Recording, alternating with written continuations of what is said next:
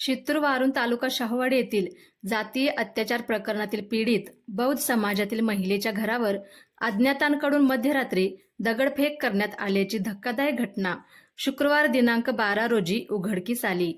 या हल्ल्यात घरावरील पत्रे फुटून मोठे दगड थेट अंथरुणावर पडल्याचे आढळून आले।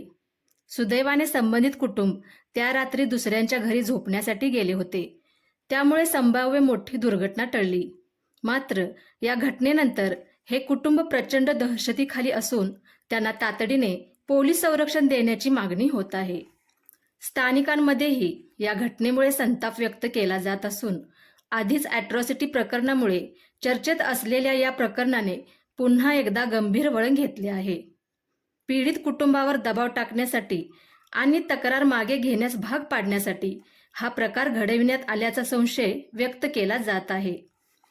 या घटनेमुळे शित्तूर परिसरात खळबळ उडाली असून पीडित कुटुंबाच्या सुरक्षिततेबाबत गंभीर प्रश्न निर्माण झाले आहेत।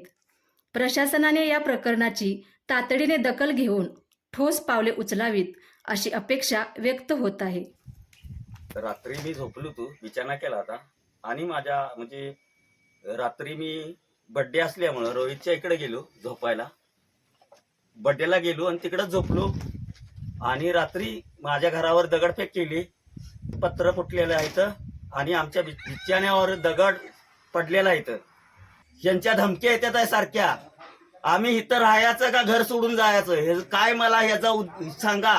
पावसाळा तोंडावा आहे, काय करायचं? हे पत्रा फुटलेला आहे, मी पत्रा बसवू शकत नाही, माझी ताकदच नाही तेवढी।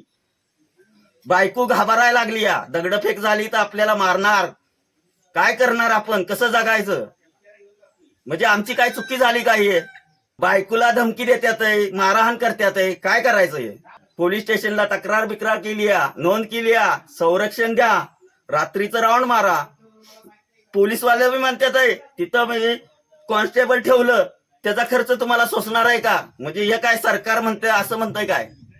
आम्ही गरीब माणसं जगणार कशी?